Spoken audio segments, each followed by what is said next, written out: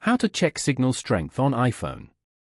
To get started, first of all go ahead and open up the phone application on your phone. The phone app features like a keypad for manual number entry, a favorites list for quick access to frequently called contacts, and a recents list for reviewing recent calls. On this page, go to the bottom panel and tap on Keypad.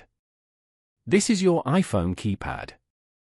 In the text bar, type in *3001#123 for 5#*. And then, tap on the green Call button below. As you can see, you will then be taken to the FTM dashboard page.